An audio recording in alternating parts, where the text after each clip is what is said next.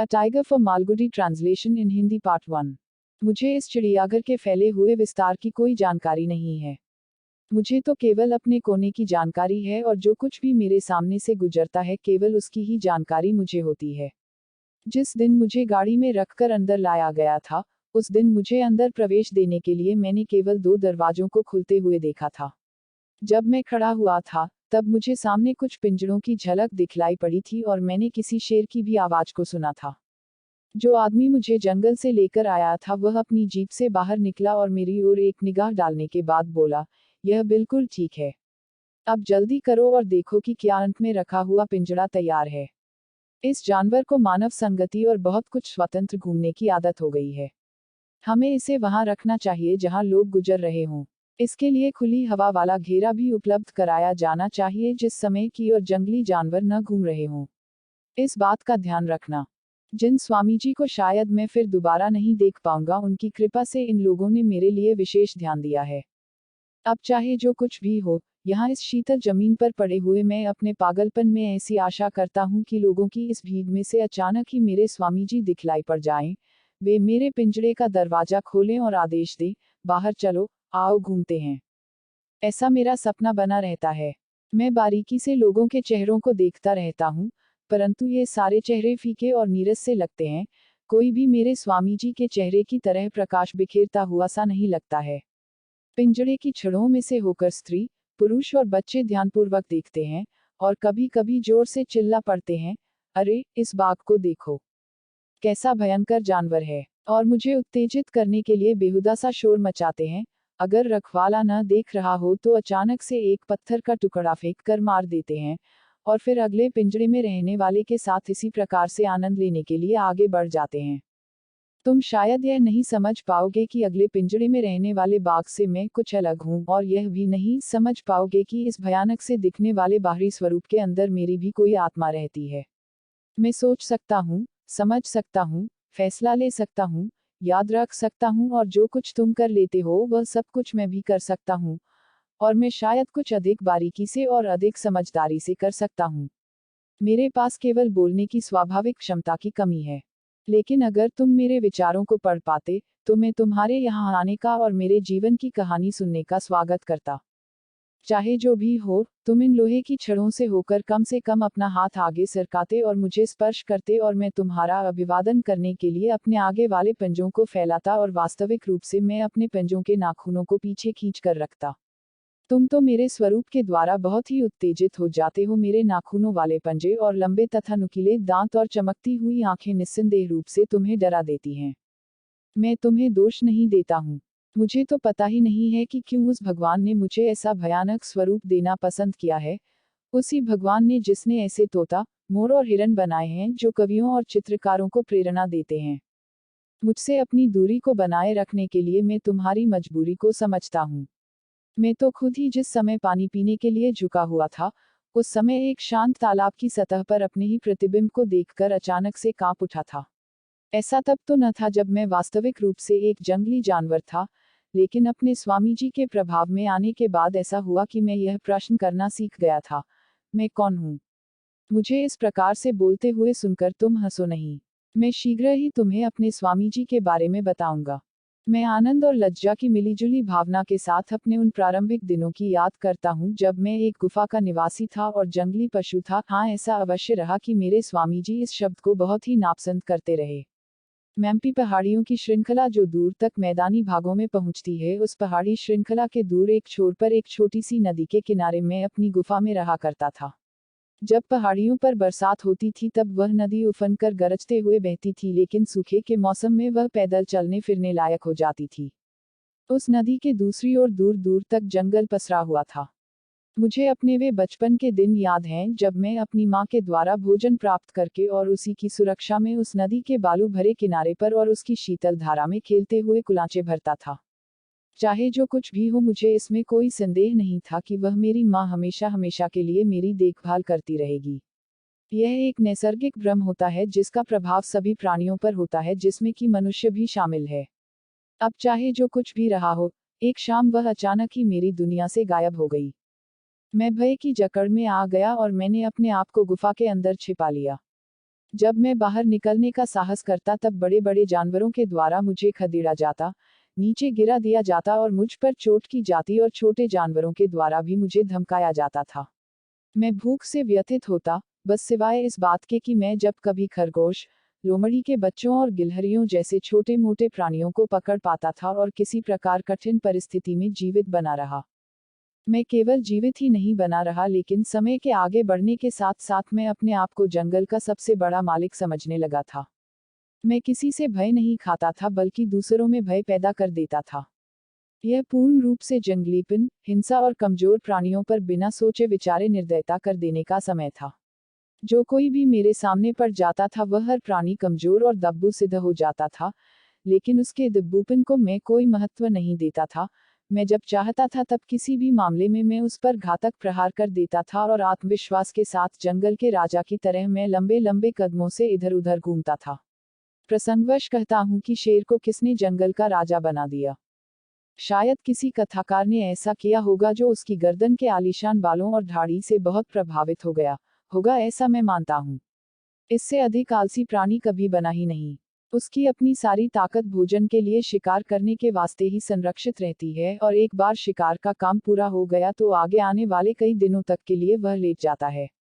अपनी मांसपेशियों को हिलाने तक के लिए भी इसके मन में इतनी अनिच्छा रहती है कि जंगल के किसी भी दूसरे प्राणी के द्वारा इसे गद्दे के रूप में उपयोग में लाया जा सकता है। अगर चिड़ियां भी इसकी ढाड़ी में घोंसले बना लें और उसमें अंडे दें तो भी इसे कोई फर्क नहीं पड़ेगा। जहां तक इसकी ताकत की बात है, सर्कस के घेरे में एक बार मुझे इसकी परीक्षा लेने का अवसर मिला था। जब हमें लड़ने के लिए बाहर निकाला गया था तो यह भागकर अपने पिंजरे में घुस गया था और भगवान को धन्यवाद दे रहा था कि उसके केवल एक ही कान में हानि हुई है। वह कान उस समय उखड़ आया था जब मैंने उसकी गर्दन के शाही बालों में अपना पंजा कंधे की तरह फिराने की कोशिश की थी। मुझे खुद रिंग मास्टर से अपनी पीठ पर हाथों की थपथपाहट मिली थी। जंगल में जब कभी भी कोई प्राणी मेरे पहुंचने की गंध पाता था तो ऐसा प्रत्येक प्राणी कांपता था। मैं गर्व की भावना से सोचता था, उन्हें थरथराने दो और समझने दो कि इस जंगल का मालिक कौन है। जब मैं गुफा से बाहर निकलकर गर्व के साथ लंबे लंबे कदमों से चलता था तो मेरी गंध आगे आगे जाती थी और पेड़ों पर चढ़ हुए बंदरों तथा पक्षियों को छोड़कर सभी दूसरे प्राणी मेरे सामने से सिकुड़ कर अलग हो जाते थे। जब मैं जंगल की घास में आधा छिपा हुआ दबे पांव चुपचाप से चलता था तब मैं यह आशा करता था कि वे दूसरे प्राणी मुझे आदर सम्मान देते हुए मेरे रास्ते से पीछे हट जाएं। हम जंगल के निवासी लोग शब्दों के बिना ही सूचनाओं और विचारों का आदान प्रदान ठीक उसी प्रकार से कर लेते हैं जैसे मानव प्राणी करते हैं।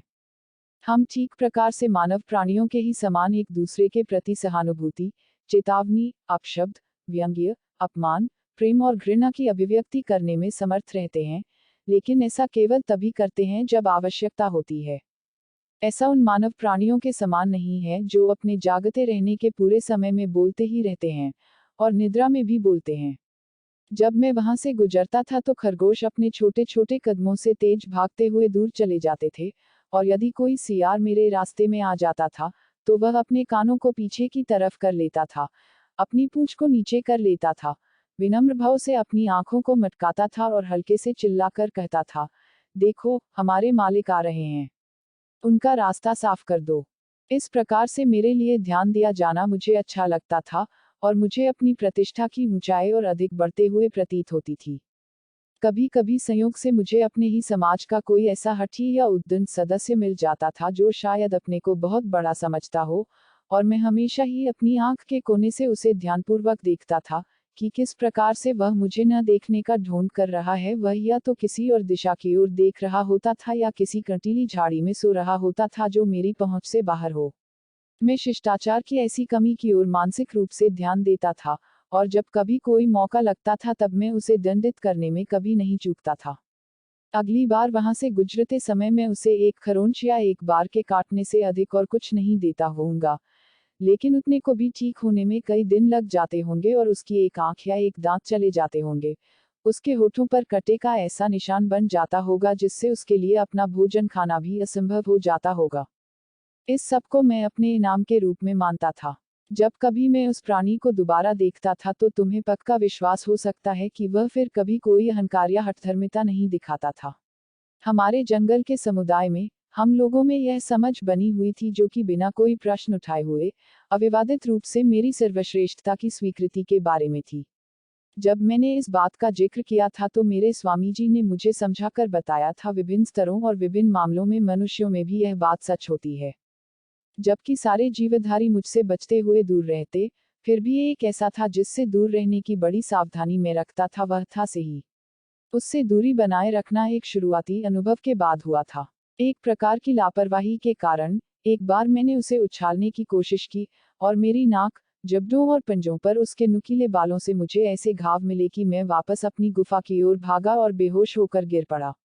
मैं कई दिनों तक वहां भूख से पीड़ित पड़ा रहा। मुझे ऐसी आशंका होती थी कि मैं जल्दी ही मर जाऊंगा। एक लंबी पूंछ वाला और काले चेहरे वाला लंगूर अंजीर के पेड़ की डाल पर सुरक्षित दूरी पर बैठा हुआ था। वह फलों को चबा रहा था और जैसा कि वानर जाति हमेशा करती ही है, उसने अपमानित करने के भाव से मुझे दांत दिखाए। वह मुस्कुराया, उसने बुरे भाव से मेरी ओर देखा और वह बोला, तुम्हारी सही सेवा हुई। जिस जीव का दिमाग सही काम करता हो ऐसा कोई भी जीव सही के पास कभी नहीं जाएगा। तुम अज्ञानी और मूर्ख हो। क्या तुम्हें हर प्रकार के मांस के पीछे ऐसी नासमझी से दौड़ना चाहिए? तुम समझते हो कि तुम्हारे शरीर की ताकत का कोई अंत नहीं है। मैंने ऊपर की ओर देखा और मैं गुर्राया। मैं चाह रहा था कि काश मैं उसके पास तक पहुंच जाऊं। इसके बाद वह वहां से गया था और इसे जंगल में इस मौसम की एक मजाक बनाकर दूर दूर तक इस खबर को फैलाया था। मैं चिल्लाकर बोला, चुप हो जाओ। और वह लंबी पूंछ वाला बंदर बोला, हाँ, निरंकुश स्वेच्छाचारी शासक, इस बात को कहने के बाद चुप होता हूँ, इसलिए अब ध्यानपूर्वक सुनो। यदि तुम इस नदी के पार जा सको तो पास ही में छोटे कड़े बालों वाली पीली झाड़ी है। उसमें जाकर अपने को रगड़ो। इसकी पत्तियों का दूध से ही के कांटों को ढीला कर देगा और जख्मों को ठीक करेगा। तुम्हें वहां चारों ओर की अपेक्षा कुछ नीची जमीन दिखाई देती है, वहां जाओ, अपने को उसमें डाल दो, उसमें जाकर डूबो, उसमें लुढ़को, यह उन पौधों से भरपूर है। यदि आप मुझे अतीत में दौड़ते हुए पाओ तो मुझे क्षमा कर देना। जब मैं अपने जंगल के जीवन की याद करता हूँ तो मैं पूरे संयम को खो बैठता हूँ। मुझे अक्सर ऐसा अनुभव हुआ है कि पुरानी सुखद बातों की चर्चा करने का मैं अपराधी हूँ, लेकिन जो मेरे मन को पढ़ लेते थे, मेरे उन स्वामी जी ने कहा था कि इसमें कोई बुराई नहीं है, और उन्होंने मुझे सलाह दी थी कि इस पर कभी रोक मत लगाना, क्योंकि यह मेरे जीवन का एक हिस्सा है जो अपरिहार्य और अडिग है, चाहे भले ही मैं उस जीवन से आगे निकलकर अब बहुत दूर आ गया। मैं केवल बंदरों को लेकर चिंतित रहता था। वे ऊंचाई पर रहते थे और जैसे भी चाहे वैसे ही इधर उधर भागते दौड़ते थे, और ऐसा सोचते थे कि वे जंगल के सामान्य नियम कानून से ऊपर हैं। यह एक शैतान प्रजाति है। मैं इस बात को जानता था कि कैसे वे एक स्थान से दूसरे स्थान के लिए कूदते रहते हैं, दुर्भावनापूर्ण झूठी चर्चाओं को चलाते रहते हैं और मेरे अधिकार को हानि पहुंचाने की कोशिश करते रहते हैं। इनके सहयोगी थे पक्षी जो ऊंचाई पर रहते थे और बंदरों से अधिक सुविधा का आनंद लेते थे। वह आनंद इस बात में था कि मेरी पहुंच होने पर वे उड़ सकते थे।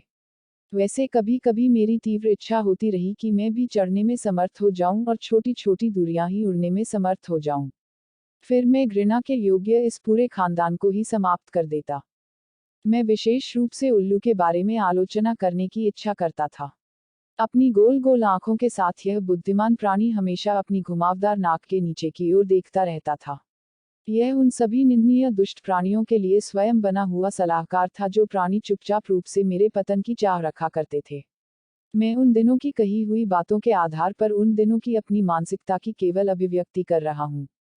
हर बार जब मैं एक पेड़ के नीचे से होकर गुजरता था तो मैं उल्लू की आवाज और दूसरों में दोष निकालने वाली उसकी हंसी को सुना करता था, और यदि मैं ऊपर देख लेता तो मुझे उल्लू और उसके जीवन साथी का वह प्यारा सा जोड़ा दिखाई पड़ जाता था। उनमें से एक दूसरे से यह बोलता था, जब राजा यहाँ से होकर गुजरता हो तो किसी प्राणी को क्या करना चाहिए? इसका ऐसा कोई उत्तर होता था, यदि तुम कुछ न करो तो वह तुम्हारे सिर को तोड़ डालेगा। हाँ जरूर, यदि वह अपने इतने भारी शरीर को लेकर इस पेड़ पर चढ़ सके। कौवे विशेष रूप से धोखेबाज थे। वे हमेशा मेरे चलने फिरने का पीछा करते रहते थे और पर्याप्त रूप से शोर शराबा करते हुए इस बात को उजागर कर देते थे कि मैंने कहाँ किसी को मारा है। इससे मेरे लिए शांति से भोजन करना असंभव हो जाता था और चोरी छिपे मेरे भोजन पर भी चोंच मार लेते थे, और जब मैं घूमता था तो पीछे हट जाते थे। ऐसा वे बार बार करते थे। इन कौओं से भी बुरे थे चील, गिद्ध, बाज और ऐसे ही कुछ और पक्षी जो ऊंचे आकाश में अहंकार से भरकर गोलमोल उड़ते रहते थे। परंतु उनकी यह उड़ान किसी महान उद्देश्य के लिए नहीं होती थी, बस सिर्फ मरे हुए पशुओं के सड़े गले मांस का पता लगाने के लिए होती थी। उड़ते हुए नीचे आते थे और उस मांस की हड्डियों को भी साफ कर देते थे। बड़े अधम प्राणी हैं, हमेशा किसी दूसरे के द्वारा की गई हत्या पर नजर गड़ाए रहते हैं। एक और प्राणी जिस पर मेरी दृष्टि रहती थी वह था चीता तेंदुआ। मुझे यह नहीं मालूम कि इस अत्यधिक अरुचिकर परिवार के कितने सदस्य मेरे जंगल में थे। वे बहुत खुले रूप से प्रजनन करते हुए या वृद्धि करते हुए प्रतीत नहीं होते थे। चीता इतना गुप्त छिपा हुआ रहता था कि एक बार में आपने उसे एक से अधिक कभी नहीं देखा और परिवार तो शायद ही कभी बड़ी मुश्किल से देख पाए हों। यह हमेशा एक रहस्य ही बना रहा। जब मैं उधर से गुजरता था तो वह इस तथ्य पर लक्ष्यपूर्वक जोर देने के लिए किसी पेड़ पर चढ़ जाता था कि वह मुझसे अधिक ऊंचाई पर है। मैंने इस प्राणी की ओर ध्यान न देने की कोशिश की थी क्योंकि इसमें बड़ी फुर्ती थी और यह किसी की भी पहुंच से दूर जा लेता था, परंतु वह नीच था और वह हमेशा इस बात को स्पष्ट करता था कि वह है और वह मेरी परवाह नहीं करता है। जब मैं वहां से होकर गुजरता था तो वह सभी प्रकार के शोर करता था, गुर्राता था और अपमान करते हुए हंसी उड़ाता था। जब वह अपनी जीवन संगिनी के साथ होता था तब तो और भी बुरा होता था। वे सुनी जाने योग्य ऊंची आवाज में किसी बाघ के लिए बहुत ही अपमानजनक बातें करते थे और आपस में धारियों, बाघों के ऊपर धब्बों, चीताओं की श्रेष्ठता के बारे में बातें करते थे। बाघ के शरीर पर धारियां कैसे बन गईं इसके बारे में जंगल में चलने वाला एक अंधविश्वास था। सृष्टि का पहला बाघ बहुत कुछ शेर जैसा ही था। उसे पीले और भूरे से रंग वाली शुद्ध सोने के समान चमकती हुई त्वचा की परत मिली हुई थी। कल्पना करिए कि वह कैसा दिखता होगा। लेकिन उसने जंगल में रहने वाली किसी आत्मा को नाराज कर दिया था जिसने गर्म कोयले से उसकी पीठ पर निशान बना दिए थे।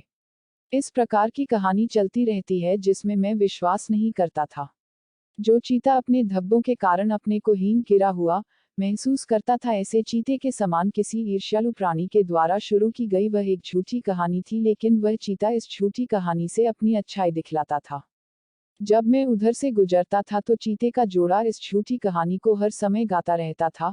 वह एक बहुत ही नीरस और बेहुदा सा गीत लगता था।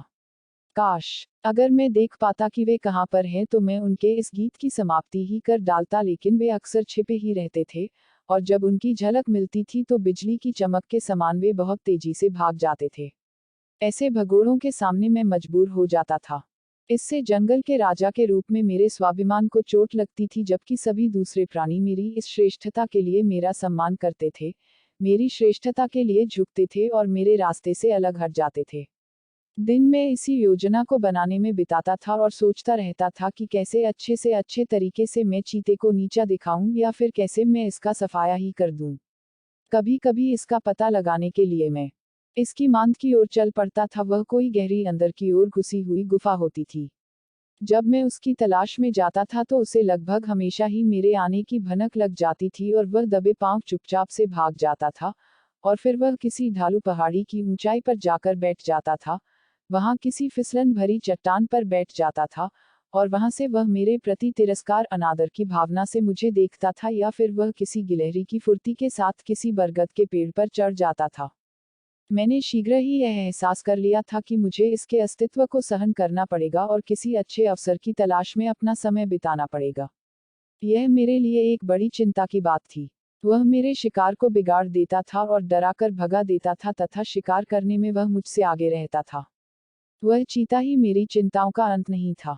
मैं उसकी अवहेलना, ध्यान न देना करते हुए अपने रास्ते पर जा सकता था, परंतु हमारी ही प्रजाति की एक मादा के साथ मैं ऐसा नहीं कर सका, अर्थात मैं उसकी अवहेलना नहीं कर सका जिसके साथ मेरी मुठभेड़ आमों के उस झुरमुट के दूसरी ओर हो गई थी। मैं ऐसा मानता हूं कि वह एक ऐसा प्राणी था जो उतना ही बड़ा था जितना कि मैं स्वयं हूं। मैंने बहुत दूरी से ही उसकी उपस्थिति की गंध को सूंघ लिया था। मैं इस बारे में हिचकिचाया कि मुझे वापस लौट जाना चाहिए या फिर आगे बढ़ना चाहिए। मैं उस शाम के समय शिकार के लिए बाहर निकला था और यदि मैं भूखा न होता तो मैं वापस चला गया होता तथा मैंने किसी और दिशा में अपना रास्ता पकड़ लिया होता। परंतु इस घाटी के दूसरी ओर के चरागाह की तरफ मैं बढ़ रहा था, जहां के लिए मैं यह जानता था कि हिरणों का कोई समूह हमेशा चरता रहता था। मैंने इस बात को ध्यान से देखा कि मेरा रास्ता रोककर मार्ग के बीचों बीच में वह सीधे बैठी हुई थी। मैंने उसे पहले कभी नहीं देखा था, संभवतः शायद वह पास ही के जंगल से आई होगी। सामान्य रूप से हम बाघ लोग एक दूसरे के साम्राज्यों का सम्मान रखा करते थे और कभी घुसपैठ नहीं करते थे। उसे देखकर मेरा क्रोधी स्वभाव मिजाज गर्म हो गया। मैं गरज कर ऐसा बोला, मेरे रास्ते से हट जाओ और वापस वहीं चली जाओ जहां की तुम हो। उसने तो इसे सिर्फ एक मजाक समझा और अपनी पूंछ को हल्के से हिलाने के अलावा उसने और कोई प्रतिक्रिया नहीं दिखाई। यह तो पूरे तरीके से हठधर्मिता गुस्ताखी थी और इसे सहन नहीं किया जा सकता था। मेरी ओर अपनी पीठ किए हुए वह चरागाह में हिरणों के झुंड को ध्यान से देख रही थी। मैं क्रोधावेशित हो उठा और उछलकर उसकी पीठ पर पहुंचा और उसका गला घोंटने की कोशिश की। यह सब मैंने एक ऐसी पकड़ के साथ किया कि इसके कारण कोई भी जंगली भैंस एक पल में ही लड़खड़ा जाती। लेकिन एक ही झटके में अपनी पीठ से मुझे दूर फेंकने के द्वारा इस महिला ने मुझे आश्चर्य में डाल दिया। मेरे नाखून उसकी खाल में गड़े हुए थे, लेकिन इससे उसे कोई अंतर नहीं पड़ा था क्योंकि वह घूमी और उसने मेरी आंखों पर घाव कर दिए और मेरे गले में उसने काट खाया। सौभाग्य से मैंने अपनी आंखें बंद कर ली थी, लेकिन मेरी भौं फट गई थी और मेरी आंखों से खून की बूंदें टपक पड़ी थीं। जो हमेशा ही खून की गंध से आकर्षित हो जाता था, ऐसा वह सियार वहां ऐसे आ गया था जैसे कि मानो उसे बुलाया गया हो। वह एक कंटीली झाड़ी के पीछे छिपा हुआ बैठा था। वह अपनी उपस्थिति का अनुभव करा रहा था और कुछ सलाह देते हुए वह बड़बड़ाया।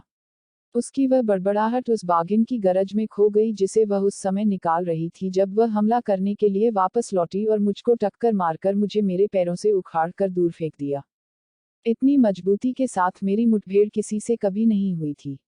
अब मेरे लिए सबसे सुरक्षित रास्ता यही था कि मैं शान के साथ अपनी गुफा की ओर वापस लौट जाऊं और फुर्ती के साथ इस दैत्यनी से दूर चला जाऊं। लेकिन मेरी प्रतिष्ठा खो जाती, विशेष रूप से उस सियार के होते हुए जो मेरी अपमानजनक स्थिति को ध्यान से देख रहा था।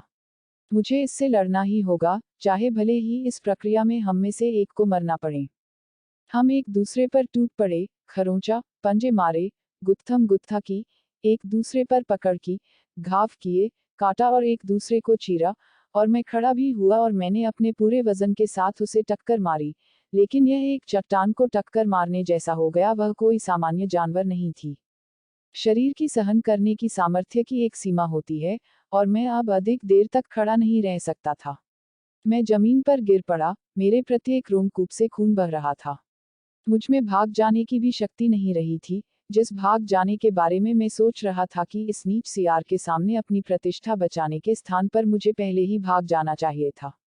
अगर मैंने सियार को ही पकड़ लिया होता और उसका गला घोंट दिया होता तो मैं अपना बहता हुआ खून बचा सकता था। कुछ स्थानों पर मेरी खाल फीतों के रूप में नीचे लटक रही थी। मेरा संतोष यही था कि वह दैत्यनी जो कि मेरा विरोधी पक्ष था, उसकी भी हालत बहुत अच्छी नहीं थी। वह भी एक लंबी सी खंदक में बुरी तरह गिर पड़ी थी। उसे कोई कम खून नहीं बह रहा था, उसका मांस चिर गया था और घाव खुले हुए थे। मैंने यह भी देखा था कि अपनी आंखों से खून टपकाते हुए, जबकि मैं तो अपनी आंखों को खोल लेता था, वह अपनी आंखों पर सूजन लिए हुए और उन्हें बंद किए हुए पड़ी थी। मुझे याद है कि मैंने उसकी आंखों पर निशाना ठीक वैसे ही लिया था जैसे वह मेरी आंखों को निकालने की कोशिश कर रही थी, लेकिन मुझे ऐसा लगता है कि मेरा भाग्य कुछ अधिक अच्छा रहा। जितनी वह शारीरिक रूप से शक्तिविहीन हुई थी, उससे कहीं अधिक वह अपनी आंखों को खोलने में भी असमर्थ थी, जिसके कारण वह पीछे हटने के लिए मजबूर हुई थी। जिस समय हम दोनों ही पड़े हुए हाँफ रहे थे, उस समय वह सियार अपनी सुरक्षित जगह से निकलकर बाहर आया, और एक सुरक्षित दूरी पर खड़े होकर उसने अपनी आवाज इस प्रकार से ऊंची की जिससे कि हम दोनों को ही उसकी कही हुई बात सुनाई दे सके। वह इस बात को जानता था कि यदि हमें उसकी कही हुई बात पसंद नहीं आई तो भी हम दोनों में से कोई भी उसको मारने के लिए आगे बढ़ने की स्थिति में नहीं थे। फिर भी उसने दूरी बनाए रखी और पीछे भागने का एक संभावित रास्ता खोलकर रखा। उस सियार ने बड़े ही विनम्र भाव से पूछा, क्या मैं यह जान सकता हूं कि तुम लोग क्यों लड़ रहे हो और किस कारण से तुम लोगों ने अपनी यह दुर्दशा कर डाली है? यदि तुम आधे का भी आधा कोई तार्किक कारण बता सको तो मैं संतुष्ट हो जाऊंगा। हम दोनों में से कोई भी उत्तर न दे सका, बस केवल हम लोग कराहते और गुर्राते रहे। क्योंकि जिस हालत में मैं था, उस हालत में तो वह सियार मेरे गालों को थपथपा सकता था या मेरी मूंछों को खींच सकता था और उन्हें लेकर भाग भी सकता था। मैं तो कम से कम अपने चारों ओर की दुनिया को देख पा रहा था, लेकिन वह बाघिन तो कुछ समय के लिए अंधी हो गई थी। उस सियार ने हम लोगों की कृपा पाने के लिए विनम्रता से कहना जारी रखा, यदि तुम शत्रु बनने का कोई कारण नहीं खोज पा रहे हो, तो तुम मित्र बनने का विचार क्यों नहीं कर लेते हो? यदि तुम्हारी सम्मिलित ताकत हो तो बात कितनी शानदार बन सकती है। तुम इस जंगल में और अगले जंगल में तथा उसके और भी अगले जंगल में सर्वोत्कृष्ट बन सकते हो। कोई भी कभी भी तुम्हारे सामने खड़े होने की कोशिश नहीं करेगा, बस सिवाय उस पागल हाथी के, जिसे तुम दोनों अपने बीच में आराम से उछालते हुए रख सकते हो। यदि तुम एक साथ शामिल हो सको तो तुम पूरे जंगल को दहला सकते हो।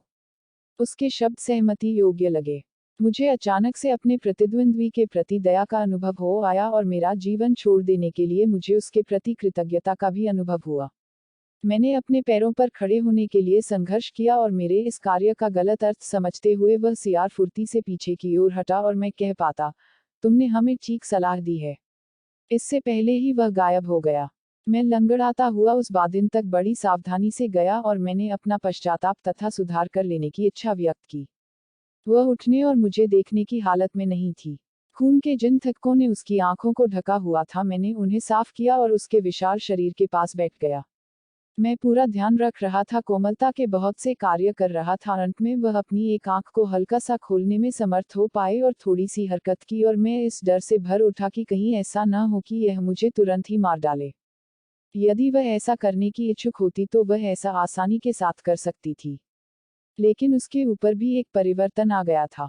उसकी सांसों को ठीक प्रकार से लेने में मेरी कार्यशैली उसकी मदद करती हुई प्रतीत हो रही थी। उसकी देखने की सामर्थ्य और उसके अपने अंगों के उपयोग करने की क्षमता में सहायता मिलती हुई प्रतीत हो रही थी। चाहे भले ही हम दोनों ही लंगड़ा रहे थे, किंतु फिर भी वह शांतिपूर्वक मेरे पीछे पीछे चलती हुई पास ही में स्थित एक तालाब तक पहुंची और हमने पानी में इधर उधर होकर छपाके मारे। अंत में हमारे ऊपर लगा हुआ खून साफ हो गया और हमें दोबारा जीवन सा मिलता हुआ महसूस हुआ। हमें आदमियों के तरीके से समय की गणना करनी नहीं आती है, लेकिन जब तक हमारी पीठ के घाव सूखे तब तक हमारे परिवार में 4 छोटे छोटे बच्चे और जुड़ चुके थे। वे गुफा में पूरे समय हम लोगों के ऊपर चढ़ते और कूदते रहते थे। जब तक वे दूध पीते हुए बच्चे थे तब तक सब कुछ बहुत अच्छा चल रहा था। उस अवस्था पर वे कभी दूर नहीं जाते थे। उनका क्षितिज उनकी माँ के पेट तक होता था। वे छोटे छोटे बच्चे उस समय बड़े ही खुश रहते थे जिस समय वे लगातार रूप से दूध पी रहे होते थे अथवा जब उनका पेट पूरी तरह से भरा हुआ होता था। वे अपनी माँ के विशाल शरीर पर चढ़ते और कूदते रहते थे जिस समय कि वह हमारे उस घर के फर्श पर पसरी हुई लेटी रहती थी। इससे मैं अपने परिवार से दूर जंगल में घूमने और आराम करने के लिए स्वतंत्र हो गया था। अक्सर करके मैं बहुत ही आनंददायक बांसों के झुरमुट की छाया को पा लेता था। इसके दाग धब्बोंदार परछाई में मैं इतने पूरे तरीके से विलीन हो जाता था कि कोई छोटा हिरन या और कोई छोटा शिकार छिटक कर मेरे पास आ जाता था और मुझे बस थोड़ा सा हिलना होता था और अपने छोटे बच्चों के भोजन का इंतजाम करने के लिए उन्हें पकड़ लेना होता था। जब वे बड़े हुए और जब उन्होंने अपने अंगों का उपयोग करना जान लिया तो अलग अलग दिशाओं में इधर उधर दौड़ने लगे। अब वे एक असुरक्षित अवस्था पर आ गए थे। कोई भी भालू या कोई जंगली भैंसा उन्हें कुचलकर उनका जीवन समाप्त कर सकता था। इसका कोई कारण ही नहीं निकलता है कि ऐसी घटनाएं क्यों हो जाती हैं, बस केवल यही है कि जंगल एक शैतानी स्थान है जहां अपनी असहाय स्थिति के लिए कमजोरों और बच्चों के प्रति कोई संवेदनात्मक विचार नहीं किया जाता है। हमें पूरे समय उनकी सुरक्षा करनी पड़ती थी। एक नदी की धारा की दिशा की ओर दौड़ पड़ता था तो दूसरा नदी के पानी में चलता था और तीसरा किसी चट्टान पर चढ़ जाता था जो विशालकाय चीलों के घोंसलों की बस्ती होती थी और जो चीलें झपट्टा मारकर उसे ले जा सकती थी और फिर उसकी हड्डियों को धूप में फीका होने के लिए छोड़ सकती थी। इतने ही समान रूप से खतरनाक थे अजगर जो उस सबको पूरा ही निगल जाते थे जो कुछ भी उनके रास्ते में आ जाता था। और ऐसा भी था कि इन बच्चों के फिसलने का भी खतरा था और लुढ़कते हुए वे गहरी घाटी में गिर सकते थे। हमें हर दूसरे पल उन्हें विनाश से बचाना होता था। वे अब इतने बड़े हो चुके थे कि उन्हें अब गर्दन से पकड़कर नहीं ला सकते थे और फिर हम उन्हें पकड़ते थे तथा धक्के मार मार कर वापस गुफा में लाते थे और हम में से एक को गुफा के प्रवेश द्वार पर आर पार लेट जाना होता था जिससे कि उनके दोबारा बाहर जाने को हम रोक सकें। यह कोई स्थायी समाधान नहीं हो सकता था। समय वह आ गया जब उस गुफा के मुंह पर रखी हुई किसी बाधा से उन पर कोई अंतर नहीं पड़ता था। जब पहरे पर बैठे हुए माता या पिता को झपकी लग जाती थी तो वे आसानी से ऊपर से उछल उन्हें पार कर जाते थे और फिर दुनिया खोजते थे। चाहे भले ही हम अपने बच्चों के क्रियाकलापों के दृश्य से आनंदित होते थे परंतु फिर यह एक कष्टकारी परीक्षा होती जा रही थी। एक शाम को बच्चों की रखवाली करने की मेरी बारी थी। उनकी माँ शिकार की तलाश में बाहर जा चुकी थी। मैंने रेतीले ढलान पर नीचे उसे जाते हुए देखा था। उसने नदी पार की थी और मैंने उसे दूसरे किनारे पर चढ़ते हुए देखा था। मैंने यह माना हुआ था कि बच्चे गुफा के अंदर पीछे दीवार के पास खेल रहे हैं। लेकिन किसी ऐसे समय जब मैं पर्याप्त रूप से सतर्क नहीं था तब वे मेरे ऊपर से होकर कूद गए होंगे और चुपचाप से भाग गए होंगे। जब मेरी आंख खुली तब मैंने उन्हें नदी पार करते हुए देखा था। उनके छोटे छोटे सिर पानी के ऊपर दिखलाई पड़ रहे थे। मैंने उन्हें जाते हुए ध्यान से देखा था और मैं उनके पीछे दौड़कर नहीं जा सका। स्पष्ट रूप से वे अपनी माँ की गंध का अनुसरण कर रहे थे। चलो, इसमें कोई हानि नहीं थी। मैं उन्हें दूसरे किनारे पर ऊपर की ओर जाते हुए देख सका था। कुछ भी हो, उन्हें अनुभव तो प्राप्त करना ही था। अपनी माँ को शिकार करते हुए देखना उनके लिए अच्छा ही रहता और ताजे मारे हुए शिकार को मिल बांटकर खाना उनके लिए अच्छा रहता। हमारी दिशा की ओर बहकर आती हुई हवा कुछ अजीब और अपरिचित सा शोर और टूटती हुई टहनियों जैसी चटकने की आवाजें लाई। मुझे उलझन, अचरज और परेशानी महसूस हुई। बच्चों या बच्चों की माँ का कहीं कोई चिन्ह नहीं था। मैंने एक दहाड़ निकाली जो जंगल, घाटियों और पर्वतों में गूंज उठे और जो मेरे परिवार को वापस बुला ले। आमतौर पर जब कभी मैं बुलाता था तो एक उत्तर आ जाया करता था, लेकिन आज तो कुछ नहीं हुआ। केवल उस प्रातःकाल के समय जाग जाने वाले कुछ पक्षियों के चहचहाने की आवाजें थी। मैं हिम्मत करके बाहर निकला, बालू पर नीचे की ओर गया, नदी पार की और उस रास्ते का अनुसरण करते हुए आगे बढ़ा जिस रास्ते पर मैंने बच्चों को जाते हुए देखा था। वह गंध मुझे आगे बढ़ाती और मैं पहाड़ी के सबसे ऊंचे भाग पर पहुंच गया और नीचे घाटी के उन मैदानों तक पहुंचा जहां से एक रास्ता जंगल के उस पार मानव बस्तियों की ओर जाता था।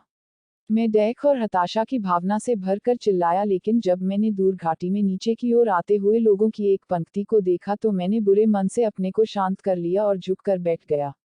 वे लोग एक खुली हुई गाड़ी को धकियाते और खींचते हुए जा रहे थे जिस गाड़ी पर मेरे बच्चों और उनकी मां पड़ी हुई थी।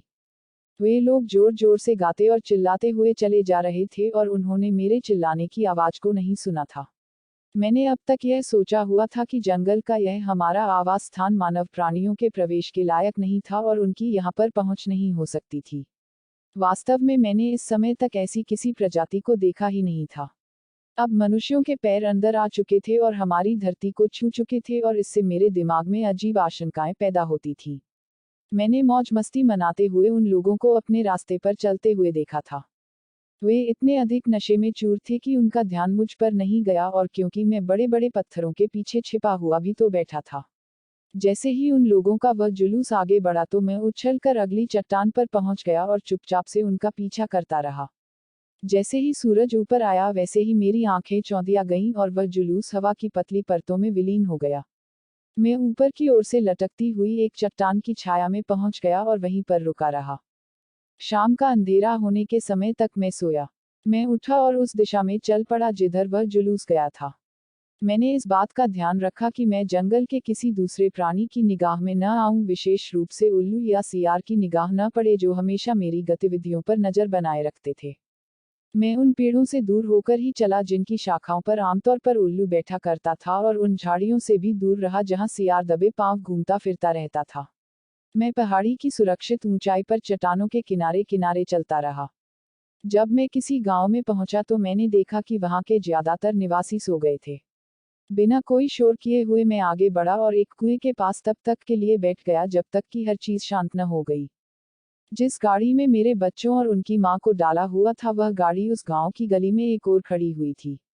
मैं अपने छिपने के स्थान से इस सब को स्पष्ट रूप से देख पा रहा था। वहां पर मेरे परिवार का जो दृश्य पसरा पसरा हुआ था उस दृश्य ने मुझे क्रोध से भर दिया था। उन दिनों में एक बाघ ही था, निरंतर बिना किसी रुकावट के मैं एक जानवर ही था, और जो एकमात्र भावना मेरे अंदर उठ रही थी वह किसी दुख के बजाय क्रोध की कहीं अधिक भावना थी जिसे मैं अब समझ पा रहा हूँ। मेरे अंदर असंभव कार्य कर देने वाला एक अंधा क्रोध आंदोलित हो रहा था। मैं तो बस हर प्राणी के ऊपर उछलकर हमला कर देना चाहता था और कसकर चोट करना चाहता था, काटना चाहता था और नाखूनों से चीरना चाहता था और सब कुछ नष्ट कर देना चाहता था। मैं कूदकर आगे बढ़ना चाहता था, अपने बच्चों को उठाकर उन्हें दूर ले जाना चाहता था। ठीक जिस समय मैं हमला कर देने के लिए तैयार हो रहा था, उसी समय लोगों का एक समूह किसी एक अजीब सी गाड़ी में बैठकर वहां आ गया जिस गाड़ी को अब मैं जीप होना समझ गया हूँ। वे जोर से चिल्लाए और उन्होंने गांव वालों को बुलाया। गांव में हलचल हो गई और उस गाड़ी के चारों ओर एक भीड़ इकट्ठी हो गई, और वहां समझ में न आने लायक बहुत बकबक हुई, बहस और चीखना चिल्लाना हुआ। मैंने अपने आप को पीछे ही रोक लिया, यद्यपि उन सबसे ऊपर झपट्टा मारने की और उनकी आंतों को चीरकर रख देने की बड़ी इच्छा मुझे महसूस हो रही थी। लेकिन मैंने अपने आप को पीछे ही रोक लिया। किसी को यह पता नहीं था कि मैं वहां था। मैं नीचे झुका हुआ लेटा था। मैंने उनकी जीप के पीछे के हिस्से में उन मृत शरीरों को रखे जाते हुए देखा था और फिर वह जीप चली गई थी। गांव के लोग अपने अपने घरों में वापस चले गए। शांति और अंधकार उस गांव में छा गया। मैं कुएं के पीछे से अपने छिपने के स्थान से निकलकर बाहर आ गया और शिकार की तलाश में दबे पांव इधर उधर घूमा। गली के कुछ कुत्तों ने भौंकना शुरू कर दिया और गांव वालों को फिर से जगा दिया। वे मुझे देख पाते इससे पहले ही मैं पीछे सरक गया और वापस उसी कुएं के पास अपने छिपने के स्थान पर चला गया। वहां भी मैं अधिक देर तक नहीं रुक पाया। अपने बर्तनों और बाल्टियों को लिए हुए और आपस में बतियाते हुए स्त्रियों का उस कुएं पर आना शुरू हो गया। मैं पीछे की ओर खिसक गया और मैंने उस पहाड़ी पर अपने आप को लंताना झाड़ियों के पीछे छिपा लिया। एक और दूसरे दिन का सूरज ऊपर चढ़ आया और शाम होने तक के लिए मैं सो गया। जब सूरज दोबारा से ढलने लगा और शाम का अंधेरा फैलने लगा तो मैंने गांव वालों को अपने अपने खेतों से लौटते हुए देखा। वे जलाने के लिए लकड़ी के गट्ठर अपने अपने सिरों पर लिए हुए थे। वे अपनी भेड़ बकरियों के समूह को घर की ओर हाँक रहे थे। मैं लंताना झाड़ी से खिसक कर आगे बढ़ा और उनकी प्रतीक्षा करता हुआ उनके रास्ते के किनारे बैठ गया। मैं एक बड़े से पत्थर के पीछे अच्छे प्रकार से छिपा हुआ था और कतार में चलते हुए अंतिम जानवर पर मैं झपटा, उसके गले को पकड़ लिया और उसे लेकर भाग गया। मेरी भूख कम से कम 2 दिनों तक के लिए शांत हो गई। मैं इस रणनीति को दोबारा से दोहरा न सका। बाद में जब उस आदमी को यह लगा कि उसका एक जानवर खो गया है और जब वह खून के धब्बों के पीछे पीछे चला तो मुझे अपना यह रणकौशल बदलना पड़ा और साथ ही साथ मुझे अपना रहने का स्थान भी बदलना पड़ा। मैं बार बार गांव वालों से बचता रहा। लोगों ने अपने बीच में उस मांसाहारी के बारे में जानना शुरू कर दिया होगा। उन्होंने ऐसा सोचा होगा, यह कोई बाघ तो हो नहीं सकता है, शिकारी उस पूरे परिवार को ही ले जा चुके हैं।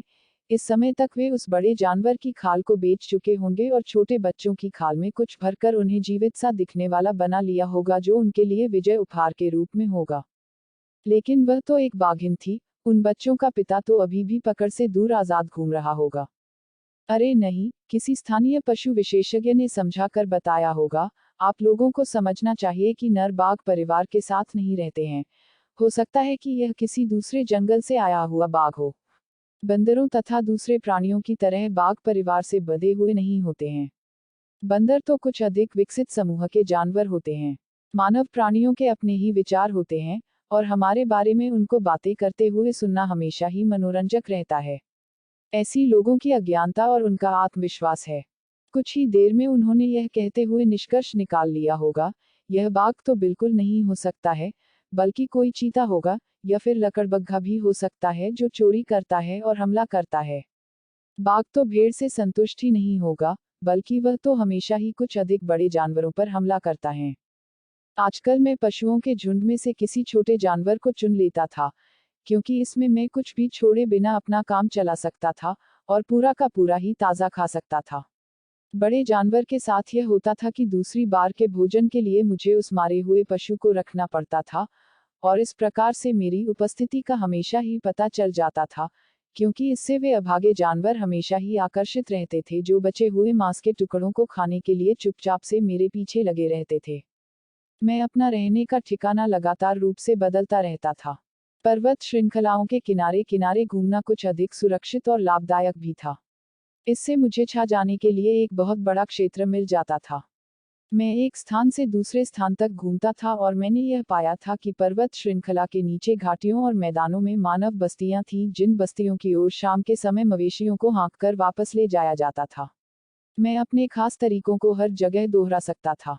मैं प्रतीक्षा करते हुए पड़ा रहता था, पशुओं के झुंड में से आखिरी वाले को पकड़ लेता था और गायब हो जाता था। उन दूर दूर बिखरे हुए गांवों में समाचार बहुत धीरे धीरे फैलता था और इसी से मुझे लाभ रहता था। मुझे भोजन खोजने का अपना वर्तमान तरीका अधिक अच्छा लगा। इससे मैं सारी थकान और जंगल में शिकार करने की अनिश्चितता से बच गया था। गांव के पशुओं की अपेक्षा जंगल के प्राणी अधिक सतर्क रहते हैं और अधिक चकमा देने वाले होते हैं। गांव के तो ये मूर्ख प्राणी होते हैं जो उस समय भी खतरे का कभी आभास नहीं कर पाते थे जब वे मेरी ठोड़ी के नीचे से निकल रहे हों जबकि मैं किसी चट्टान पर झुका हुआ बैठा होता था। ग्रामीण लोग शीघ्र ही इस सच्चाई को समझ गए थे कि वे नियमित रूप से अपने जानवरों को खोते जा रहे हैं।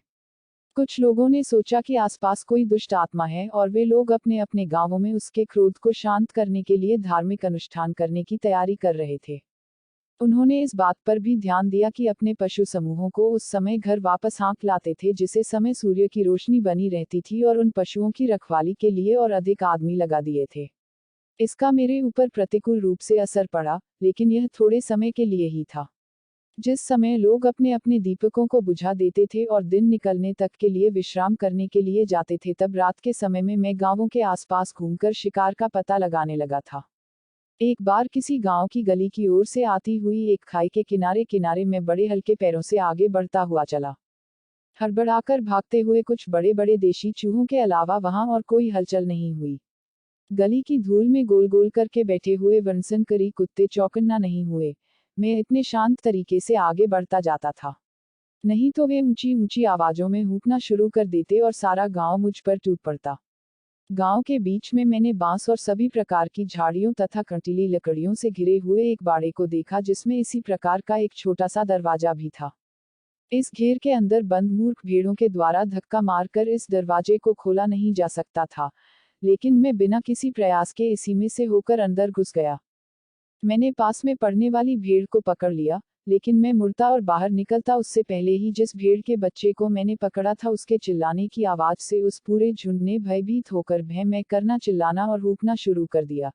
इतना शोर हुआ कि अपने अपने घरों में शांति से सोए हुए उस गांव के लोग जाग पड़े। एक ही पल में वे बाहर निकल आए और अपने निजी स्थान पर अनाधिकार रूप से घुस आए हुए शत्रु के लिए वे भद्दी भद्दी अश्लील गालियां देते हुए चीख चिल्ला रहे थे। अरे अब हमें पता लगा, हमने उसे पा लिया है, वह बचकर भागना नहीं चाहिए। वे लोग जलती हुई मशालें, कुल्हाड़ियां, लोहे की छड़ें और लाठियां उठाए हुए बड़ी ताकत के साथ दौड़ते हुए आए। मैं अपने इनाम को साथ लिए हुए तेजी के साथ बाहर भागने ही वाला था, परंतु जो हड़बड़ाहट पैदा हो गई थी उसमें मुझे दरवाजा नहीं दिखाई दिया।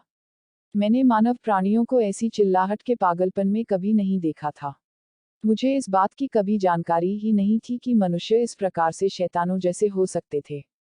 वे सब हथियार लिए हुए थे, मेरी ओर भालों का निशाना साधे हुए थे और मुझे तीर मार रहे थे जबकि मैं अत्यधिक रूप से निराश होकर बाहर निकलने का रास्ता ढूंढने की कोशिश कर रहा था। इससे भी अधिक यह था कि उनके हथियार और उनकी जलती हुई मशालें, जो द्वेषपूर्ण भाव से लाल रंग की थीं और धुआं भी दे रही थीं, मुझे पूरे तरीके से घबराहट में डाल रही थीं। मैंने उस मेमने को वहीं पटक दिया। अब मेरा एकमात्र उद्देश्य यही था कि अपनी खाल को सही सलामत रखते हुए मैं बचकर भाग जाऊं। मैं आग के इतने पास कभी नहीं गया था, और उस आग से हम लोग अपनी दूरी बनाए रखते थे। लेकिन अब यह आग दम घूंट देने वाली, अंधा कर देने वाली और झुलसा देने वाली थी। एक आदमी ने मुझ पर अपनी जलती हुई मशाल फेंक कर मारी जिसने मेरी खाल को झुलसा दिया। एक दूसरे आदमी ने भाला फेंक कर मारा जिसने मेरी बगल में गहरा घाव कर दिया। मैं पागल होकर गोल गोल चक्कर लगा रहा था। मुझे इस प्रकार से खदेड़ने वालों पर मैं झपट कर हमला नहीं कर सकता था क्योंकि मैं उन्हें साफ साफ नहीं देख पा रहा था। भीड़ का इरादा मेरी हत्या कर देने का था। वे लगातार मेरे ऊपर बड़े बड़े पत्थर फेंक कर मार रहे थे। अपने पागलपन में लोग सारा भय खोए हुए से प्रतीत हो रहे थे, और सभी उम्र के लड़के मुझे बुरा भला कह रहे थे और मेरे पीछे गोल गोल दौड़ रहे थे। मैं उनमें से किसी के भी ऊपर झपट सकता था और उन्हें तितर बितर कर सकता था, लेकिन उनके हाथों में आग से जलती हुई मशालें थीं। यह असहनीय हो गया था। मेरे चेहरे और अंगों पर लगे हुए घावों से मेरा खून टपक रहा था और काश ऐसे में मेरी मृत्यु हो जाती। जिस यातना का इस समय सामना कर रहा था उसकी तुलना में मैं कहीं मृत्यु का अधिक स्वागत करना पसंद कर रहा था। उस बाड़े में घिरा हुआ होकर मैं निराशा और थकान महसूस कर रहा था। वे दैत्य मुझे खदेड़ रहे थे और पीड़ित कर रहे थे। मेरे भाग्य से इस निराशा के पल में एक ऐसी घटना घटित हो गई जिसकी मुझे आशा नहीं थी।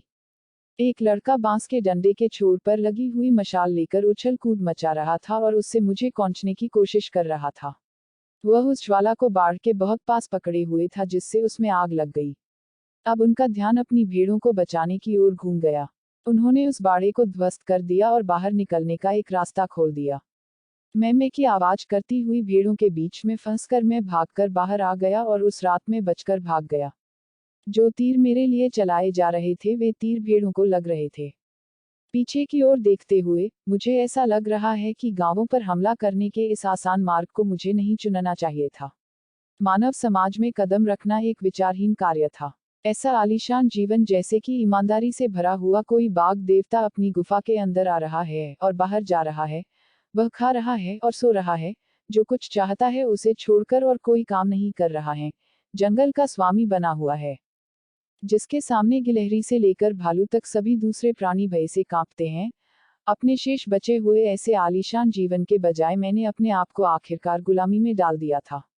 मैंने तो यह सोचा हुआ था कि बाघ से और अधिक शक्तिशाली कोई प्राणी कभी हो ही नहीं सकता है। मुझसे गलती हो गई थी। मानव प्राणी छोटा तो दिखलाई पड़ सकता है, महत्वपूर्ण दांत और पंजों के बिना हो सकता है, परंतु उसे कोई अजीब शक्ति मिली हुई है जिससे वह किसी बाघ या हाथी को भी ऐसे वश में कर लेता है जैसे कि मानो वे कोई खिलौने हों।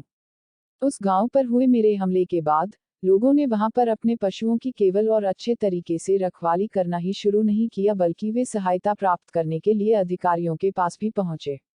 उन्होंने कलेक्टर साहब से मिलने के लिए और उनसे सहायता की मांग करने के लिए अपने प्रवक्ताओं को शहर भेजा। वे अपनी बात को जोरदार और गंभीर ढंग से व्यक्त करने वाले लोग थे, और उन्होंने सनसनीखेज तथा बढ़ाचढ़ा कर कही हुई बातों को रखा कि किस प्रकार से कोई बाघ देहाती क्षेत्रों में आतंक फैला रहा है, गांवों पर हमला कर रहा है और लोगों के पशुओं को उठा रहा है, और जो लोग लकड़ी बीनने के लिए गए वह उन पर हमला करके घायल कर रहा है और लोगों के अंगों को इस प्रकार से तोड़ रहा है कि फिर वे किसी काम के न रहें। उन्होंने उन लोगों के नामों की एक सूची भी दी जो मारे गए थे। वे मेरे खिलाफ एक मुकदमा बना रहे थे और झूठी कहानियां खोज रहे थे। मैंने तो हमेशा ही मानव प्राणियों से होने वाले सामना को बचाने की कोशिश की थी, और यदि मैंने चाहा होता तो उस रात को उस गांव में जो लोग बाड़े में घुस आए थे उन्हें मैं क्षत विक्षत अर्थात बुरे तरीके से घायल कर देता और उनकी शक्ल बिगाड़ कर रख देता। लेकिन मैंने ऐसा नहीं किया था और मैं ऐसा करना भी नहीं चाहता था। यदि कलेक्टर साहब के साथ होने वाली उस मुलाकात में मैं भी उपस्थित रहा होता तो मैंने यह सिद्ध कर दिया होता कि गांव वाले झूठ बोल रहे हैं।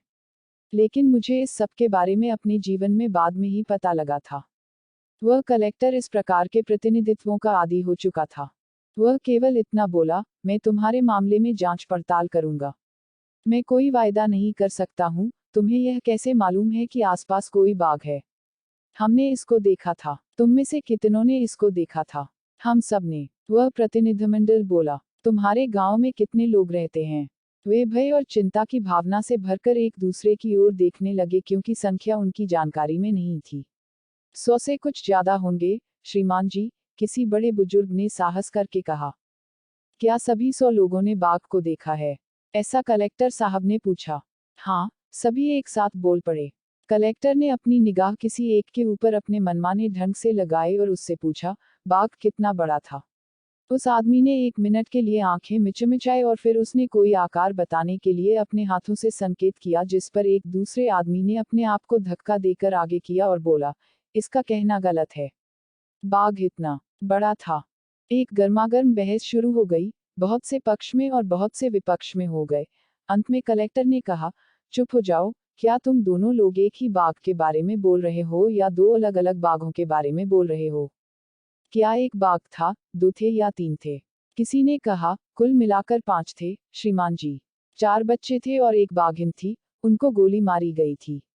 किसने किसको गोली मारी थी? कलेक्टर पूछा। शहर से आए हुए किसी शिकारी ने। कौन से शहर से? हम नहीं कह सकते हैं, श्रीमान जी, हम जानते ही नहीं हैं। क्या उनके पास गोली चलाने का लाइसेंस था? उनको लाइसेंस किसने दिया था? याचिकाकर्ताओं ने यह महसूस किया कि उनको उनकी जानकारी से कहीं अधिक घसीटा जा रहा है, इसलिए उनकी जुबान बंद हो गई। कलेक्टर ने एक पल तक उन्हें देखा और फिर बोला, क्या तुम अपनी अर्जी लिखित में लाए हो? पढ़ाई लिखाई का उन्हें कोई विचार ही नहीं था, इसलिए वे डरे सहमे से दिखने लगे। कलेक्टर साहब को उन पर दया आए और वे बोले, मैं तब तक कोई कदम नहीं उठा सकता हूं जब तक कि लिखित में कोई प्रार्थना पत्र न हो। किसी प्रार्थना पत्र लिखने वाले के पास जाओ। ऐसा आदमी तुम्हें कचहरी के बरामदे में या बाजार में मिल जाएगा। अपनी प्रार्थना को ₹1.5 के स्टाम्प पेपर पर अच्छी लिखावट में लिखवा लो और उस प्रार्थना पत्र को मेरे कार्यालय में मेरे बाबू के पास छोड़ देना। फिर मैं निरीक्षण के लिए एक तारीख तय करूंगा और कार्यवाही करूंगा। क्योंकि जितना मैं समझ रहा हूं उसके अनुसार कोई बाघ नहीं हो सकता है। तुम लोग शायद कल्पना कर रहे हो, एक कहता है कि एक बाघ है और दूसरा कहता है कि 5 बाघ हैं। और इस मजाक पर वह आलीशान ढंग से मुस्कुराया। फिर भी, यदि तुम्हारी कोई शिकायत है तो उसकी जांच पड़ताल करना मेरा कर्तव्य है। गांव के इस प्रतिनिधिमंडल को कलेक्टर के पास सप्ताह में लगभग एक बार आना पड़ता था। उनको समय और पैसा खर्च करना पड़ता था जिसका कोई उद्देश्य हल नहीं होता था। जंगल के अंदर जहां उनके गांव थे वहां से मुख्य मार्ग तक पहुंचने के लिए उन्हें 10 मील तक थकान से भरकर पैदल चलना पड़ता था और किसी गुजरती हुई बस या लॉरी में बैठने का मौका प्राप्त करने के लिए बहुत समय तक प्रतीक्षा करनी पड़ती थी। कलेक्टर के कार्यालय में बहुत समय तक प्रतीक्षा करने के बाद उनकी मुलाकात केवल कलेक्टर के बाबू से होती थी, जो उनसे उनके प्रार्थना पत्रों को ले लेता था और उनको आगे की कार्यालय संबंधी औपचारिकताएं पूरी करने के लिए निर्देश दे देता था। दिन की समाप्ति होने पर वे अपने अपने गांवों को यह डरते हुए लौटते थे कि कहीं ऐसा न हो कि रास्ते में बाघ उन्हें रोककर उन पर हमला कर दे। मैंने रात के समय में पशुओं को झपट कर ले लेने के अपने तरीकों को पक्का कर लिया था। मैं उनकी गतिविधियों से और उनकी समयानुसार कार्यप्रणाली से और जिस बाड़े में उन प्राणियों को घेर कर रखा जाता था उन बाड़ों की कमजोरियों से पूरे तरीके से परिचित हो चुका था। गांव सभी एक जैसे ही होते थे और अपनी भेड़ों या पशुओं की देखभाल करने में उन गांव वालों की आदतें भी एक समान थी। वे कभी इस बात का अंदेशा नहीं लगा पाते थे कि अगली मार कहाँ करूंगा। मैं एक लंबी परिधि को तय करता था। यदि आज मैं इस गांव से एक भेड़ उठा लेता था तो मेरा अगला लक्ष्य कहीं और होता था। तुम्हारी शब्दावलियों में कहूं तो कई दिन बाद होता था। इस बीच में वे यह नहीं जान पाते थे कि वे मेरी कहां पर तलाश करें। मैम्पी पहाड़ियों के कुछ हिस्सों में गहरी घाटियां थीं जो मनुष्यों के लिए बिल्कुल ही न पहुंचने लायक थी। मैं उन्हीं में अपने आप को छिपा लेता था और विचारपूर्वक गणना करते हुए हमला करने की योजना बनाता था। मैं यह ध्यान रखा करता था कि एक ही क्षेत्र में दोबारा न दिखलाई पड़ूं। मैंने इस कला को पूरे तरीके से सीख लिया था। कोई भी गांव बहुत अधिक दूरी पर नहीं था और कोई भी घेराबंदी अभेद्य न थी। मैं उन स्थानों में बाहर और भीतर चलता था और उस समय मैं इस बात को नहीं सोचता था कि ये गांव वाले कितनी हताशा अनुभव करने लगे होंगे। वे सुरक्षात्मक मानदंड अपनाने लगे थे, जैसे वे सारी रात आग जलाकर रखते थे और सतर्क रहने वाले सुरक्षा गार्डों को लगा लिया था। लोग तेज धार वाले हथियारों से सुसज्जित रहने लगे थे और 1 या 2 स्थानों पर उन्होंने मेरे लिए जहर मिला हुआ मांस भी बिखेर रखा था। लेकिन मैं ऐसी चीजों को नहीं छूता था। केवल कोई जंगली बिल्ली या बस्ती का कुत्ता इधर उधर सूंघता फिरा और अपने जीवन को वहीं और उसी समय समाप्त कर बैठा। जब वह अपना नाम कैप्टन बताता था तब वे हमेशा उससे पूछ बैठते थे, किस चीज के कैप्टन हो? वह हमेशा यही उत्तर देता था, बस कैप्टन हूँ। यदि तुम चाहो तो मैं श्रीमान कैप्टन हूँ। अरे हमने तो सोचा था कि यह कोई फौज या फुटबॉल का कैप्टन होगा। वह जहाँ कहीं भी जाता था वहां वह ऐसी हास्यपूर्ण बातों को सुनने का अभ्यस्त हो गया था, लेकिन वह इसका बुरा नहीं मानता था और इसे प्रसन्नचित रूप से लेता था। वह एक शहरी बाबू था, अपने काम में लगे हुए लोगों पर निरंतर निगाह रखना उसकी आदत थी। वह एक सर्कस चलाता था, जो किसी ग्रांड आयरिश सर्कस से शुरू हुआ था। जब कभी उसके आयरिश मूल या उसके सर्कस की वस्तुओं के बारे में प्रश्न किया जाता था तो वह आमतौर पर इस बात को बताता था, जब मैं पूना में फटेहाल घूम रहा था, न घर था, न पैसा था और न कोई धंधा था, उस समय मेरी मुलाकात एक आदमी से हुई। वह भी एक फटेहाल आयरिश आदमी था जिसके पास आधा पेट भूखा बना रहने वाला एक टैटू था, एक पीले रंग का बंदर था और एक तोता था जो ताशों की गड्डी में से नंबरों को और वर्णमालाओं को चुनकर उठा लाता था। वह उन्हें इधर उधर लिए फिरता रहता था और शहर में यहाँ वहाँ उनका प्रदर्शन करता था। उसने अपने टैटू से छुटकारा पाया और एक तांगा चलाने वाले को इसे बेच दिया और अपने तोते तथा बंदर से ही काम चलाया। यही उसकी एकमात्र पूंजी थी। वह उनका रख रखाव सस्ते में कर लेता था। वह बंदर को एक मुट्ठी दाने और तोता को एक अमरूद दे देता था। उसके पास उठाकर चलने योग्य एक साइन बोर्ड था जिस पर ग्रांड आयरिश सर्कस लिखा हुआ था। वह इसको शहरी भवन के अहाते में, गली सड़क के फुटपाथों पर या बाजार के चौराहों पर गाड़ देता था और एक भीड़ आकर्षित करता था। वह अपने आप को ओ ब्रायन कहता था, यद्यपि उसकी त्वचा का रंग भूरा था और कभी भी अंग्रेजी या आयरिश भाषा का एक शब्द भी नहीं बोलता था। वह केवल वहां की स्थानीय भाषा को बोलता था जिससे वह लोगों के साथ घनिष्ठता स्थापित कर सके। वह अपनी बात को समझाने के लिए हमेशा ही इतनी कठिनाई उठाता था। कैप्टन हमेशा सोचता था कि यह आयरिश आदमी किस प्रकार का आदमी है, लेकिन वह अपने आप से कहता था, जिस प्रकार से वह आदमी अपने आप को ओ ब्रायन कह सकता है, काश उसी प्रकार से मैं अपने आप को कैप्टन कह सकता हूँ। इन दोनों की संगति हो जाने पर किसी समय ओ ब्रायन ने कोई दूसरा धंधा करना शुरू कर दिया और अपनी प्रतिष्ठा और सकस कैप्टन को 50 रुपए में बेच दिए। ओ ब्रायन की परंपरा पर चलते हुए कैप्टन ने साइन बोर्ड, बंदर और तोते का उपयोग जीविका कमाने के लिए किया। वह ऐसा सोच रहा था कि वह कुछ और अधिक अच्छा कर ले, इसलिए वह एक व्यक्ति दादाजी के पास गया। वह व्यक्ति दादाजी ग्रांड सकस का मालिक था। वह बड़ी उम्र का बूढ़ा व्यक्ति अपने विशेष तंबू में अपनी आराम कुर्सी पर लेटा हुआ सा बैठा था। नई उम्र का कैप्टन अपने कंधे पर बंदर और अपने हाथ में तोते का पिंजड़ा लिए हुए पूरी विनम्रता के साथ उसके पास पहुंच गया था। दादाजी ने उस आगंतुक को थोड़ी देर तक गौर करके देखा और पूछा, तुम क्या चाहते हो? मैं यहाँ काम करना चाहता हूँ, श्रीमान जी। तुम जानवरों के बारे में क्या जानते हो? कैप्टन को उत्तर देने में भय लग रहा था। कुछ पल की प्रतीक्षा करने के बाद वह आदमी गरज कर बोला, क्या तुम्हारे पास कोई उत्तर नहीं है? स्वच्छंद होकर बोलो, मैं इस बात की तारीफ करूंगा। मैं चाहता हूं कि लोग चाहे बूढ़े हों या नौजवान हों, वे स्वच्छंद रूप से बोलने वाले हों। उद्धरण, कैप्टन ने ऐसा महसूस किया कि घूम पहूं और भाग जाऊं, परंतु वह उस बूढ़े आदमी के इतने अधिक पास जाकर खड़ा हो गया था कि वह वहां से भाग नहीं सकता था। उसके सहायक लोग अलग अलग स्थानों पर खड़े हुए थे और वे तिरस्कार भरे भाव के साथ उसे गौर करके देख रहे थे।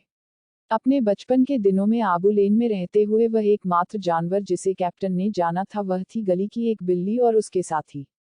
और एक कुत्ता था जिसे वह बहुत चाहता था और जो गली की धूल में सिमट कर बैठ जाता था। उसने उस कुत्ते को अपने कमरे में शरण देने के लिए कई प्रयास किए थे, परंतु उसके पिता के द्वारा उन सभी प्रयासों को निराशा में बदल दिया गया। वे कठोरता के साथ कुत्तों के विरोधी थे। उनकी मृत्यु के बाद भी कैप्टन अपनी इस महत्वाकांक्षा को पूरा नहीं कर पाया था, क्योंकि जिन लोगों की उधारी चढ़ी हुई थी उन्होंने उस संपत्ति पर कब्जा कर लिया, जिसका परिणाम यह हुआ कि परिवार ही बिखर गया। कैप्टन अपनी बचत के थोड़े से रुपयों को अपने हाथ में लिए हुए अपना भाग्य तलाशने चल पड़ा था और उसकी वह यात्रा पूना में आकर समाप्त हुई थी। यादों के ये ख्याल विचार कहे जाने योग्य नहीं थे और वह असहाय होकर यही चाह रहा था कि उन भयंकर से दिखने वाले सहायकों के द्वारा उसका वापसी का रास्ता न रोका जाए। वे भूरे रंग की यूनिफॉर्म पहने हुए थे। उनकी जेबों पर पीले रंग के धागों से कढ़ाई करके लिखा हुआ था, दादाजी ग्रांड सकस। बड़ा डरावना था। वह बूढ़ा व्यक्ति स्पष्ट रूप से उस नौजवान की पराजय का आनंद ले रहा था। कैप्टन को अचानक चुनौती का अनुभव हुआ और वह बोल पड़ा, मालगुडी शहर के आबू लेन में पैदा हुआ था और वहीं पालन पोषण हुआ था, श्रीमान जी। जानवरों से सामना होने का कोई अवसर ही नहीं मिला था, श्रीमान जी। इसी कारण से श्रीमान जी मैं जानवरों के बारे में कुछ सीखने के लिए आपके पास आया हूँ और उनके प्रशिक्षण के बारे में भी कुछ सीखूंगा। उसे बोलना आ गया था। इस बात से वह बूढ़ा व्यक्ति खुश हो गया था। अरे, यह तो अच्छी बात है। तुम्हें बोलना चाहिए, नहीं तो तुम छोड़ दिए जाओगे। जो नौजवान लड़का कुछ सीखने और कमाने आता है उसे सतर्क रहना चाहिए। मुझे पता है कि इस समय हम लोग कहाँ हैं। मुझे लगता है कि जिस बंदर को तुम कंधे पर लिए हुए हो और जिस तोते को लिए हुए हो उन्हें मैं जानता हूँ। ये चीजें किसी समय उस निठल्लों के पास हुआ करती थी जो अपने आप को ओ कॉनोर या कुछ ऐसा ही कहता था। पता नहीं उसे कहाँ से ऐसा लगता था कि वह एक आयरिश है, हमारी ही अपनी गंदी बस्तियों की वह कोई नाजायज औलाद थी। मैं यह पूछने में अपना समय बिगाड़ने नहीं जा रहा हूँ कि तुम उससे कहाँ और कैसे मिले थे और ऐसा ही सब कुछ नहीं पूछूंगा। यह तुम्हारा मामला है। तुम्हें अच्छा लगे तो तुम अपना बंदर अपने पास रखो या इसे वापस पेड़ों की ऊंचाइयों पर बैठने के लिए भगा दो और इसी प्रकार से तोते के साथ करो। यदि तुम्हें यह आशा हुई हो कि तुम इन्हें मेरे सर्कस के शो में शामिल कर सकते हो तो तुमसे भूल हो गई है। वे मेरे सर्कस के लिए बहुत ही अधिक महत्वहीन हैं। जब मैं शो की बात करता हूँ तो मेरा मतलब 4 पैरों वाले बड़े बड़े प्राणी और 2 पैरों वाले प्राणियों के करतबों से होता है, जिनकी गतिविधियां दर्शकों के बैठने की किसी भी जगह से दिखाई पड़ जाएं। नहीं तो यह कोई शो नहीं है। जो कुछ तुम लिए हुए हो वह गली के कोने के लिए तो ठीक है। मेरे पास उनका कोई उपयोग नहीं है। अब अगर तुम चाहो तो तुम जा सकते हो और यदि तुम्हें यहाँ काम करने की इच्छा हो तो तुम यहाँ रुक सकते हो। उस बूढ़े आदमी के आक्रामक होने और कोमल होने के बदलते हुए मिजाज से कैप्टन आकर्षित हो गया। वह बोला, मुझे यहीं पर रुक जाने दीजिए, श्रीमान जी, और मुझे काम करना सीखने दीजिए। वह बूढ़ा आदमी बोला, मेरे पास इस पड़ाव में लगभग 150 जानवर हैं। क्या तुम घोड़ों के साथ काम शुरू करने के लिए तैयार हो? तुम्हें पहले उनके अस्तबल को साफ करना होगा और उनकी देखभाल करनी होगी। और फिर इसके बाद मैं तुम्हें बताऊंगा कि तुम क्या कर सकते हो। अंत में, यदि तुमने अपनी योग्यता साबित कर ली तो तुम शेर और बाघ के पिंजरों के इंचार्ज बनोगे। इस समय के लिए इतना ही सब कुछ। तुमको भोजन दिया जाएगा, रहने की जगह दी जाएगी और जेब खर्च दिया जाएगा। इस काम के ऊपर सोचो और मुझे कल उत्तर देना। कैप्टन ने कहा, कल नहीं श्रीमान जी, मैं यही रहूंगा। जब मैं कहता हूं कल, तो इसका भी कुछ अर्थ होता है। इस पर विचार करने के लिए 24 घंटे का समय लो। तो इस प्रकार से कैप्टन ने अपनी जीविका हेतु काम करना उस समय शुरू कर दिया था जब वह मुश्किल से 20 साल का था।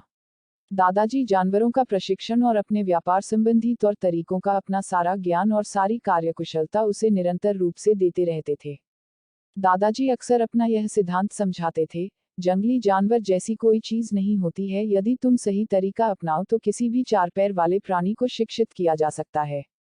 50 साल से भी अधिक समय से मैं जानवरों के साथ रहता आया हूँ। ये जानवर किसी समय 100 से भी ज्यादा रहे और मैं समझता हूँ कि मैं क्या कह रहा हूँ। दादाजी अधिक से अधिक कैप्टन के ऊपर निर्भर रहने लगे थे। जब वह इतने बूढ़े हो गए कि वे उन सभी चीजों का संचालन नहीं कर सकते थे, तो उन्होंने उसे अपने कार्य में साझेदार बना लिया। उनकी मृत्यु होने पर अपनी संपत्ति, पूंजी और जानवरों के साथ सारा सकस वसीयत के द्वारा कैप्टन का हो गया। यह परिवर्तन किसी की नजर में नहीं आया क्योंकि लगभग आभासी रूप से कैप्टन ही वर्षों से इस शो को चला रहा था।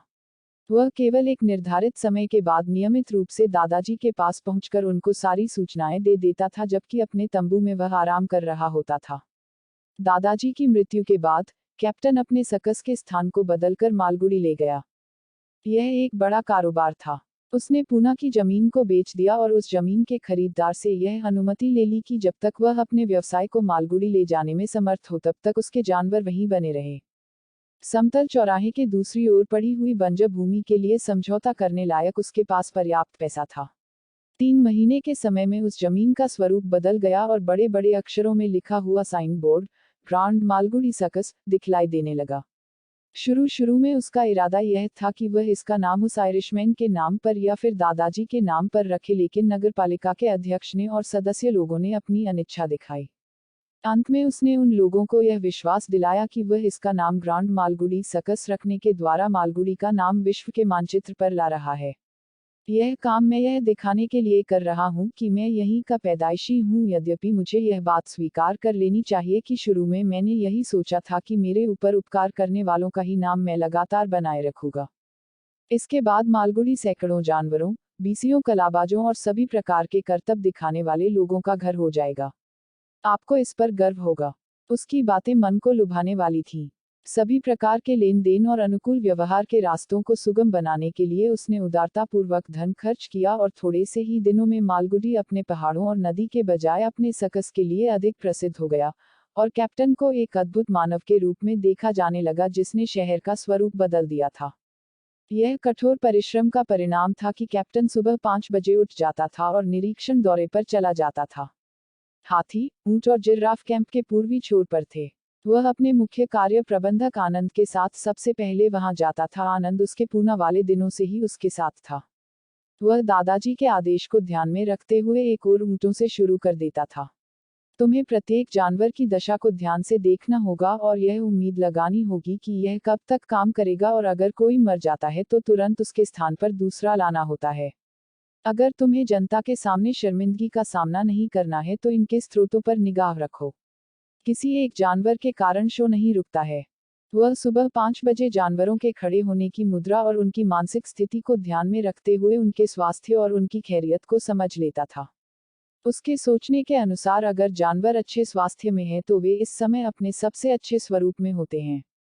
जब वह वहां पहुंचता था तब जानवर उसकी उपस्थिति को पहचानते हुए हरकत करते थे और कुछ संकेत देते थे और इससे उसे खुशी मिलती थी।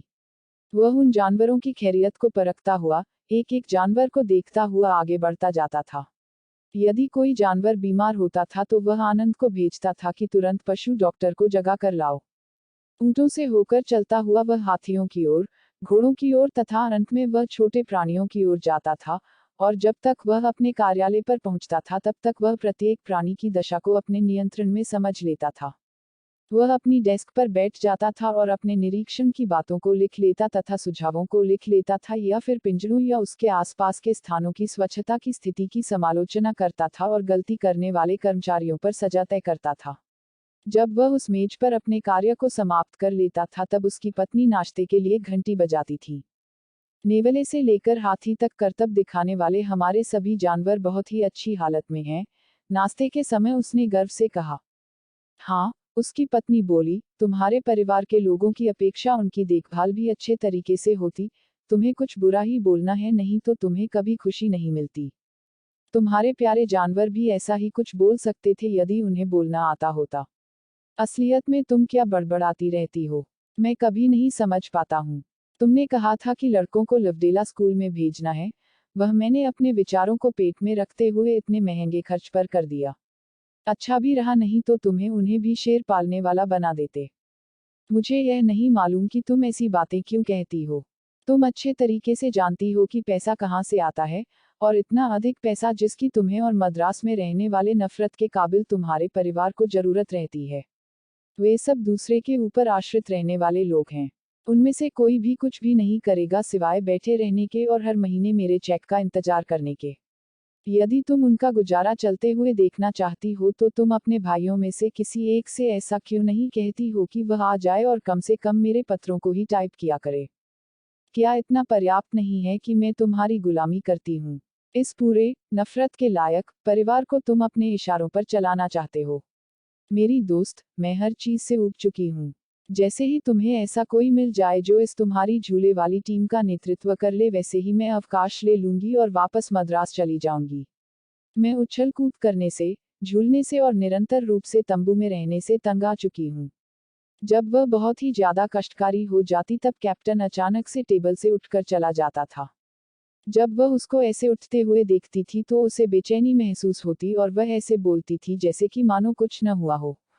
आपकी कॉफी क्या, और अधिक दूध चाहिए या चीनी चाहिए? वह कभी उत्तर नहीं देता था, लेकिन वह ग्लास को एक ही घूंट में खाली कर देता था और तंबू से बाहर निकल जाता था। वह उसकी ओर देखती बनी रहती थी और फिर बड़बड़ाते हुए बोलती थी, वह हास परिहास की सारी समझ को खो चुका है। थोड़ा सा भी परेशान किया और वह पैर पटकता हुआ बाहर चला जाता है। जाने भी दो, मैं परवाह नहीं करती। उसकी संगति में लगता है कि केवल जानवर ही ठीक रहते हैं। उसने अपने मन में कहा, औरतों को समझना असंभव है। आदमी के हाथ में जब यह एक बार आ जाती है तो यह 20 जंगली प्राणियों से भी अधिक बुरी हो जाती है।